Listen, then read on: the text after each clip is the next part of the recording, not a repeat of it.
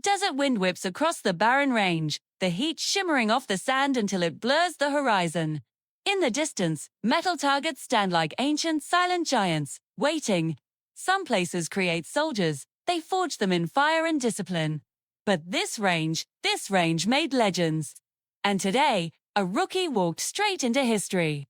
This was the Range of Impossible, place where the best snipers in the world came to test their limits. Hitting a target at 2,000 yards was a mark of exceptional skill. 3,000 yards, that was a myth. A distance whispered about in barracks, a number that lived only in stories.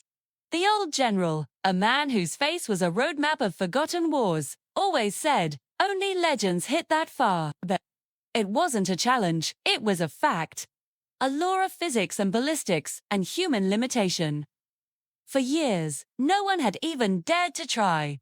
The wind, the drop, the sheer impossibility of it all. It was a fool's errand. The range was littered with the ghosts of failed attempts. But today, the unthinkable happened. A young rookie, barely old enough to be there, stepped forward from the line of seasoned veterans. His name was Ethan Cole. He was 21 years old, his uniform still crisp.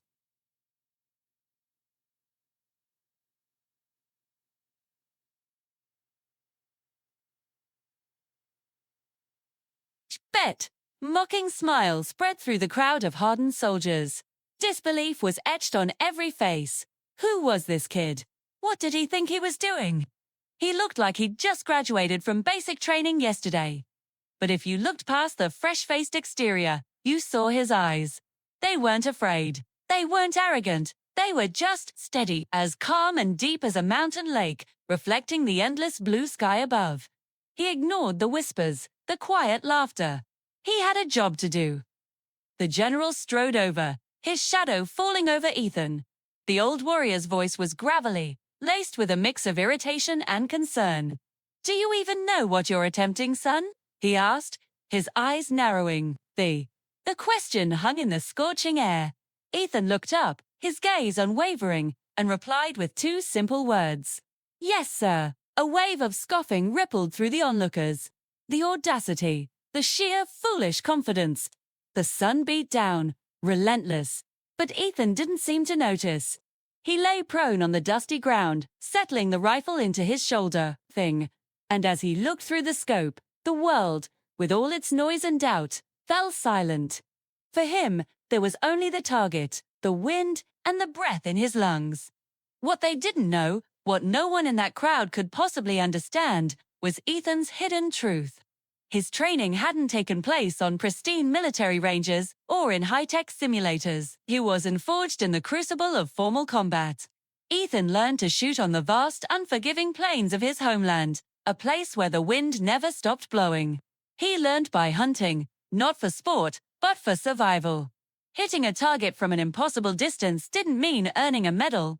It meant feeding his family for another week. A rifle wasn't a tool of glory for him. It was an extension of his will, a promise of life. Every calculation of windage, every judgment of distance, was etched into his very soul through years of desperate necessity. This wasn't about proving himself, it was just what he did. The rangemaster's voice boomed over the loudspeaker, a confirmation of the absurd range. 3,200 yards, a collective intake of breath. The silence was absolute. Every eye was fixed on the small figure lying in the dust. Ethan's breathing slowed. In and out, he adjusted for the whisper of a crosswind he could feel on his cheek. His finger tightened on the trigger. The world held its breath. Then, bang, the rifle kicked back, sending a cloud of dust into the air. The shot was gone, a tiny piece of metal screaming across the vast expanse. Seconds passed like hours. 1, 2, 3, 4, 5, 6.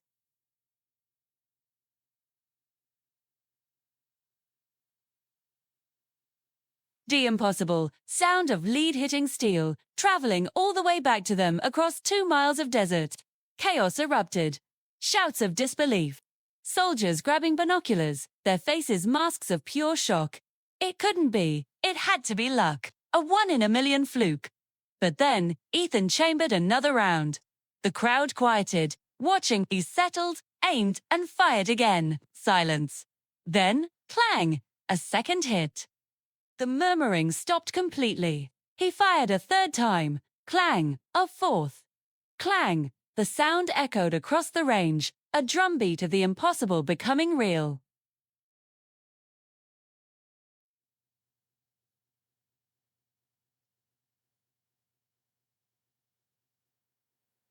The markers in the crowd were silent, their cynical smiles gone, replaced by a deep, grudging respect.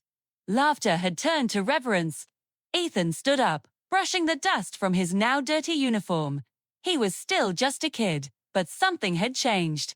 He walked past the general, his gaze still calm, and said quietly, "You said only legends hit that far, sir."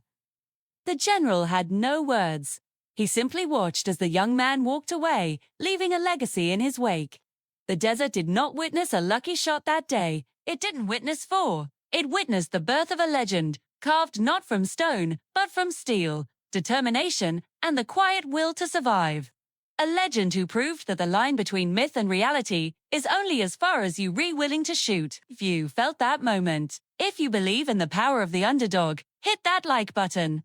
Share this with someone who needs to see the impossible become possible. And comment below and let us know. Where are you watching from? Don't forget to subscribe for more stories that hit straight to the heart. Thanks for watching.